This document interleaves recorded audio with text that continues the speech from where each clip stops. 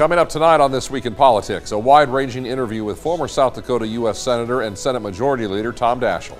His thoughts on the January 6th Capitol riot and the evolving face of American politics as Donald Trump works to hold on to political relevancy. The problems with the American pullout from Afghanistan. Daschle's thoughts on the plotting progress medical marijuana is making here in South Dakota, as the fate of recreational marijuana remains a mystery. The South Dakota Supreme Court heard arguments over its legality in May and has yet to render a decision.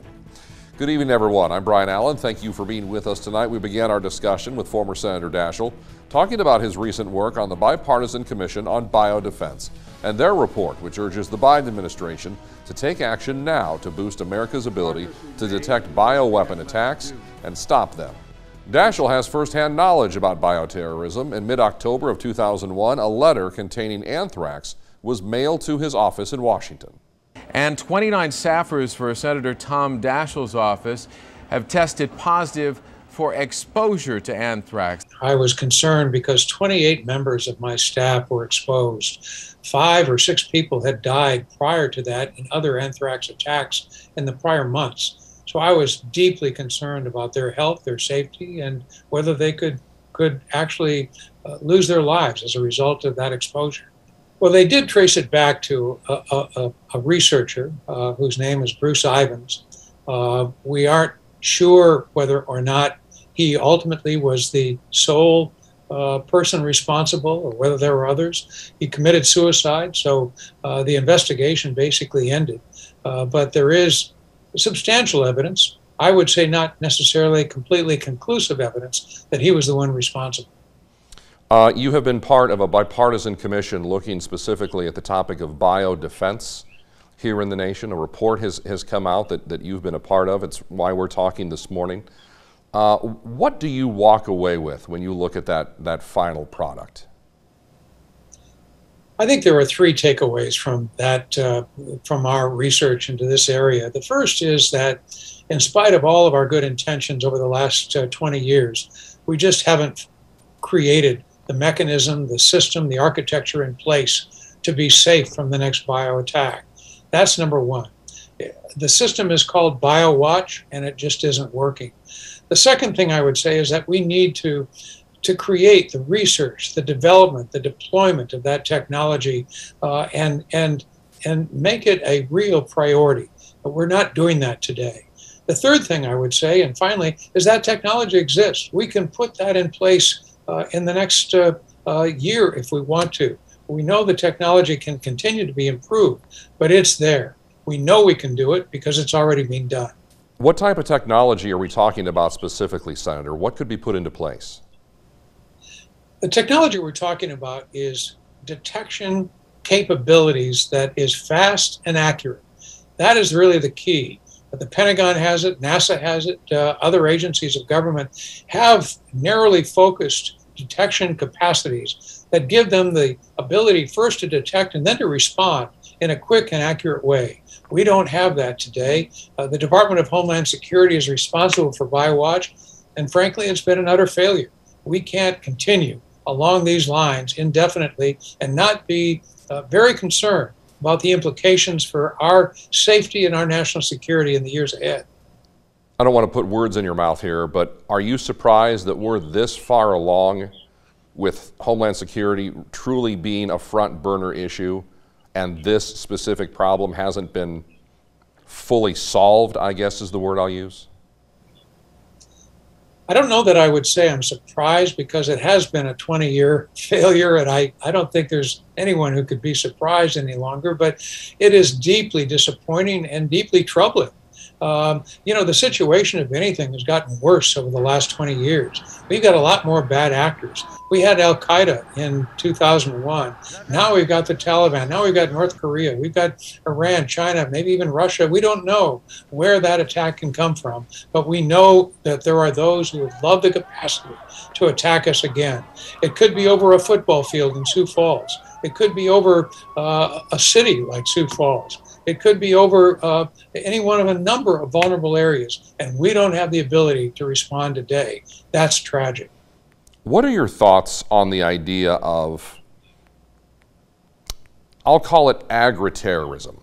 It's talked about in fits and starts, making sure that things are being done to protect the nation from viruses that could be introduced into hogs or cattle herds, or any type of biological agent that could sour crops in the blink of an eye. It's talked about in fits and starts, but it doesn't really, that idea specifically doesn't really seem to have caught fire. No, you're absolutely right. And we have plenty of incidences. Most of these biological threats are either, they're either natural or man-made, but most all of them come from some animal source at some point. And so we've got to recognize that there are two really strong pillars for the biodefense system. One is to address the man-made attacks. The other is to be ready for the next pandemic like COVID. We're not ready for either one. On the natural side, we need much more commitment to a public health infrastructure. We need a public-private partnership that allows us to develop the resources to be able to respond far more effectively than we did with COVID these last 18 months. So those two pillars are incredibly important. And in just about every aspect of the threat right now, we're not ready. Here in South Dakota last November, voters approved both recreational marijuana and medicinal marijuana. The medicinal marijuana program was to have been stood up and effective July 1. We're now in the middle of October, and we still don't have a statewide program in place. And recreational marijuana is being challenged in the courts by the state. I know in recent years that you have been a proponent of the legalization of marijuana for various reasons. I'm wondering what your reaction is when you take a look at what's happening right here, right now with this topic. Well, I'm disappointed but not surprised that it has become as politically divisive as it has.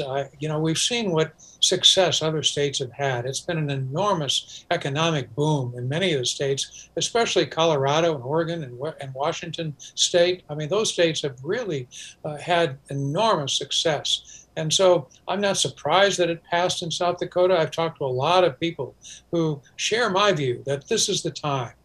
We need to deschedule the whole cannabis problem and readdress it from a public policy point of view. That can be done at the state and the federal level. It needs to be done at both. South Dakota is primed to do it. It ought to get the job done.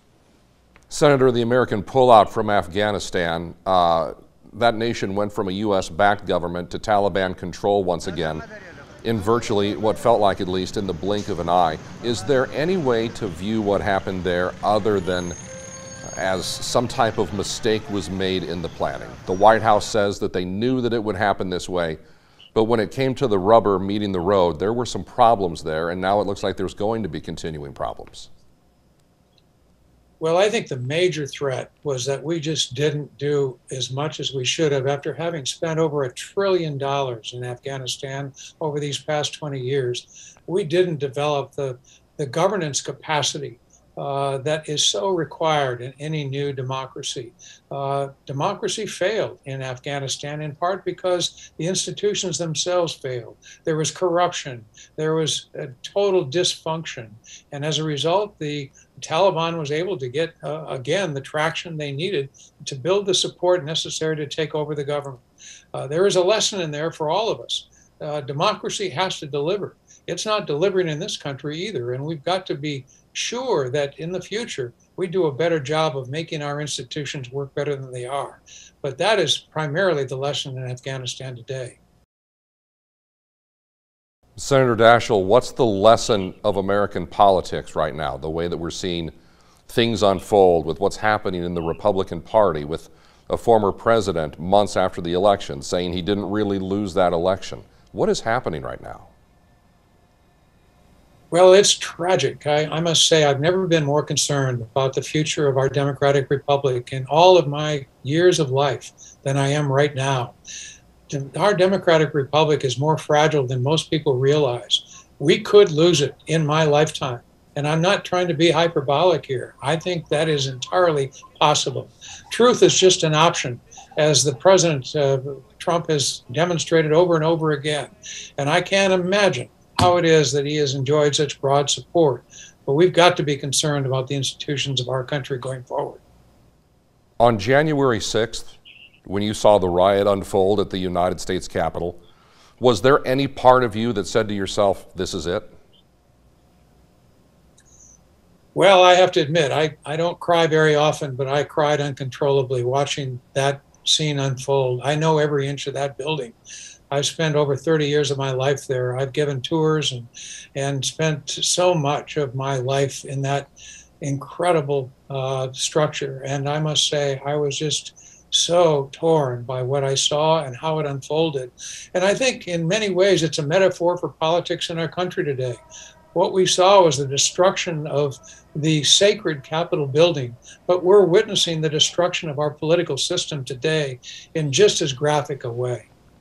And we thank former South Dakota Senator Tom Daschle for spending some of his time with us tonight. And that is it for this week's edition of This Week in Politics.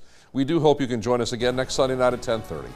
I'm Brian Allen. From all of us to all of you, good night from Courthouse Square.